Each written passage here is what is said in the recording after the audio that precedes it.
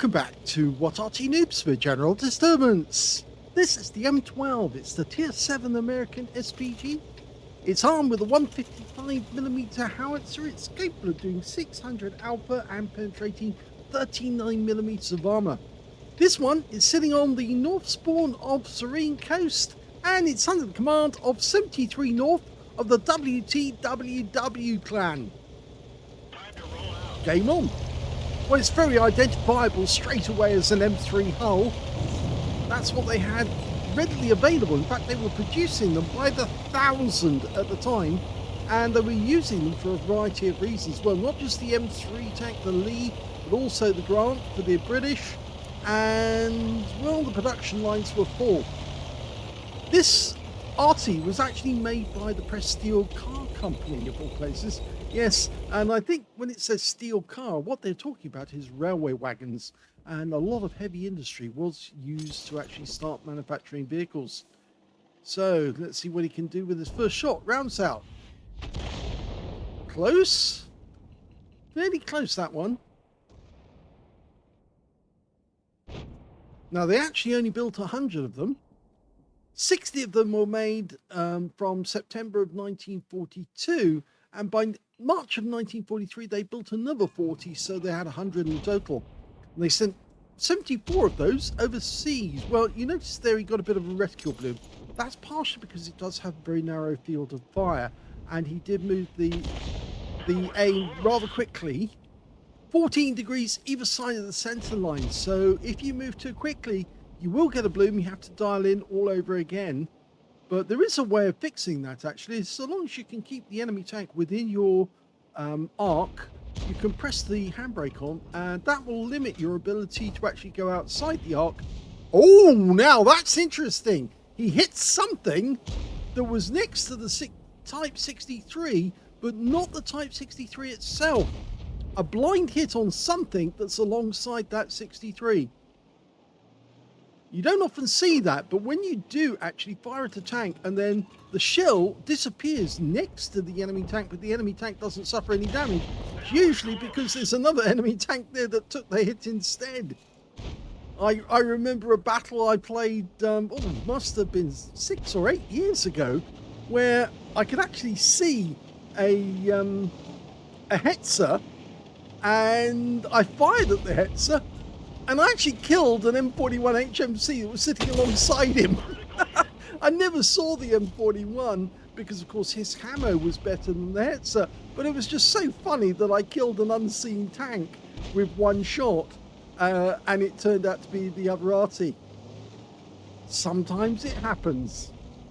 Okay, 7032's next target. He's switching between views to get a better view of the target.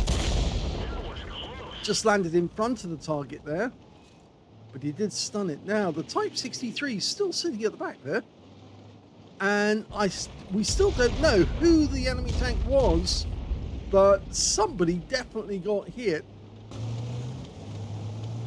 I'm wondering which one it was. Well, rounds out the Type, and he got a hit for 141. Now, it's actually a French gun, not a howitzer, a 155mm French gun of World War I design, and it was proposed as a pilot vehicle as the T6 GMC, or gun motor carriage, right at the start of the conflict. They started manufacturing. He's done it again. He's hit a blind tank, but I think this time the blind tank is the Type 63. Yes, he's showing stun, so he was the one who hit that one. But yes, it was actually a French design that they used because it was a well-known, very good gun to actually fire at the enemy. Very accurate. Oh, that one hit the rear of the vehicle, tracked him, must have damaged his engine bay. You can actually see, even in the design of the breech of the gun, they've actually made it very, very carefully. It does look like a French breech. If you ever, I know it's not a fetish that most people have, but if you do look at French breeches, and I have looked at a few myself, you can actually see that it is a French design. It's definitely French. Now, this Arty was known as the door knocker with very good reason. What they used to do is they used to find a bunker that they wanted to knock down, and they get the Arty into a position and they line it up for what we would call a shotgun at relatively close range. There wouldn't be any elevation in the gun really at all. It's not really firing indirect, it's firing directly into the face of the enemy, and then they would literally blow the bunker away and knock down the doors or fire it through the gun ports, and of course the bunker would just disintegrate. Very effective. In fact, there are pictures if you look up on the net, and I think we had them on the What Arty Noobs page. We did do what we called a picture focus way back in 2016, 2017, and you can still look it up if you search under picture focus, and you can actually see an M12 being used in the shotgun method. Rounds out. Another direct hit right on the front of his turret.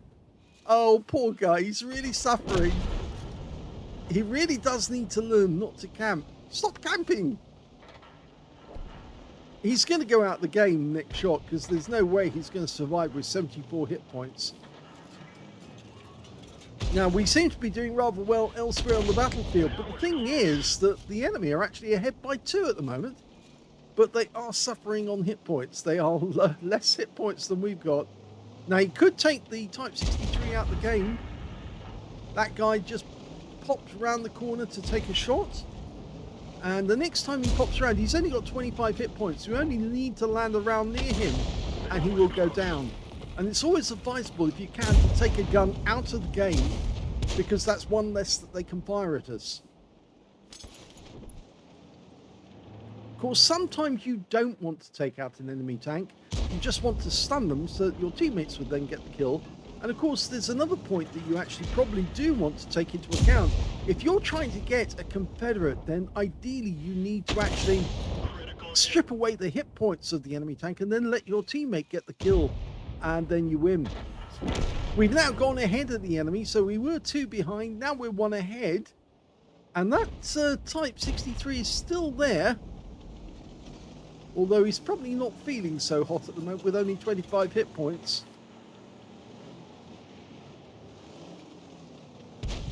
We can't see. Oh, he's moved position actually. I think he's moved position. Okay, there's the 703. Rounds out. Went over the top of him. I think this... we need to keep this 703 stunned. Just keep him stunned. The Type 63 is going to poke his head out sooner or later, surely. Or has he gone out the game? He's actually gone out the game and we didn't see it. So it did happen, but we didn't actually spot it. That's unfortunate that we didn't get to kill that one. But he's found another target. And he's going for the CS52 list, the Polish medium tank, which is a very good medium tank at that.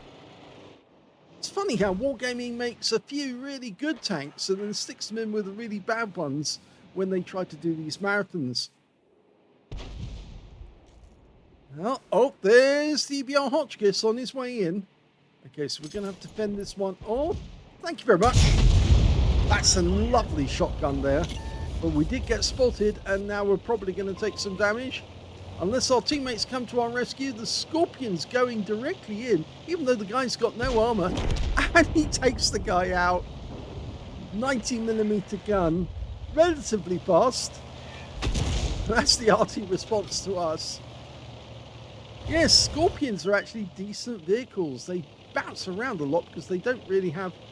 they have a huge recoil, but not much in the way of rigidity.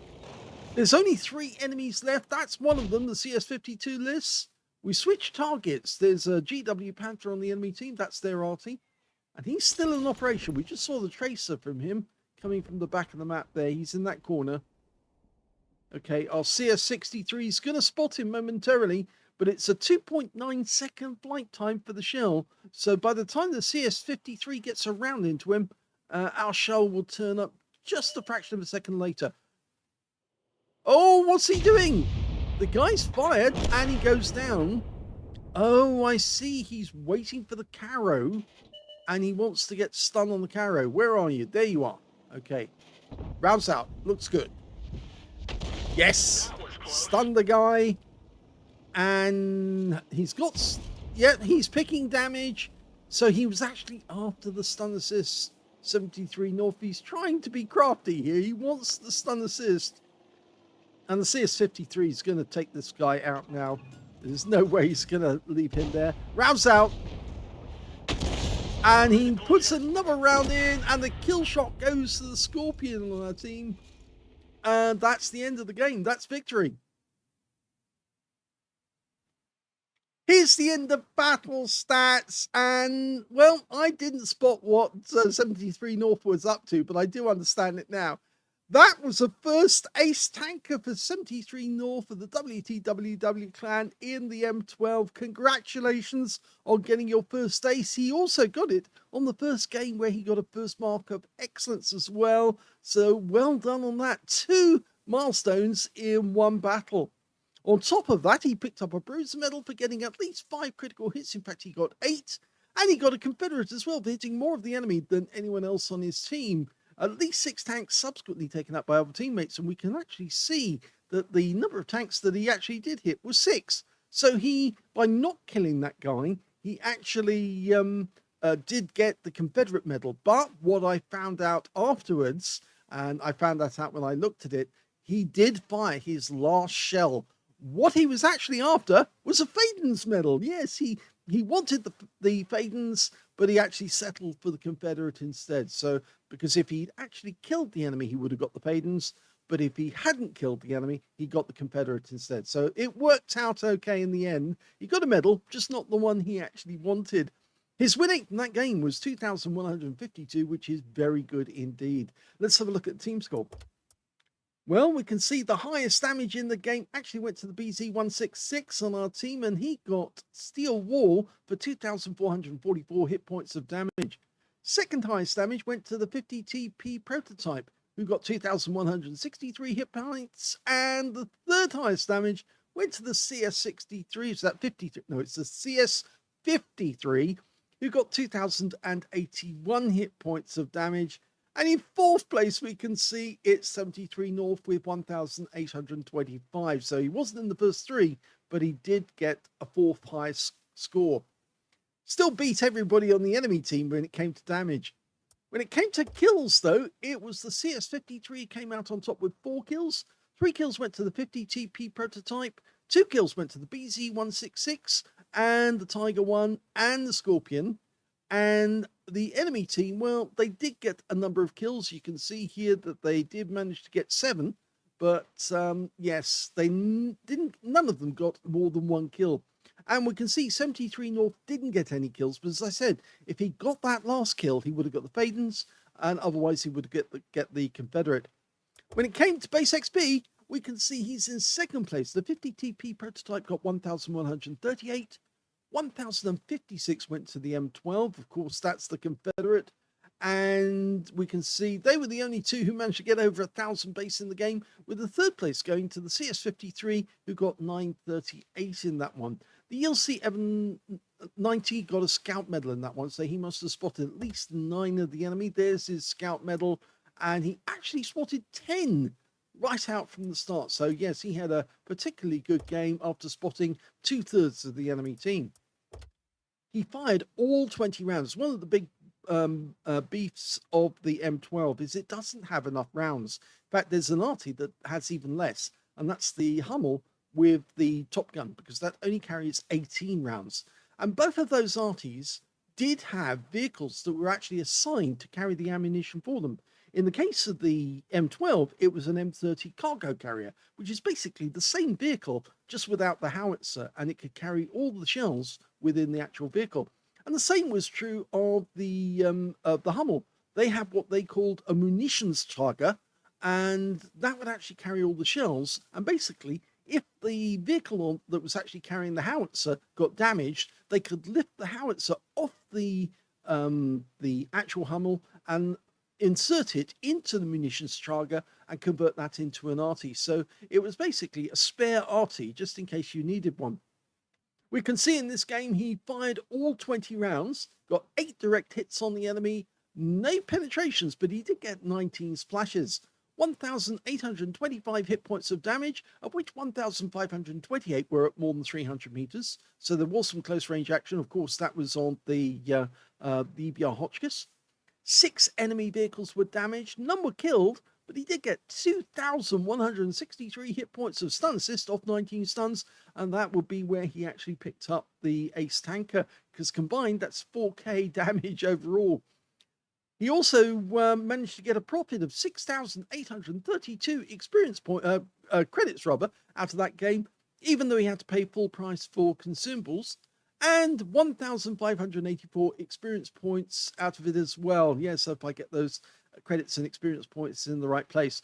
I do advise people, if you ever see that they actually do have the consumables at half price, buy as many as you can, even if you have to spend millions and millions of credits, because it really does improve your figures.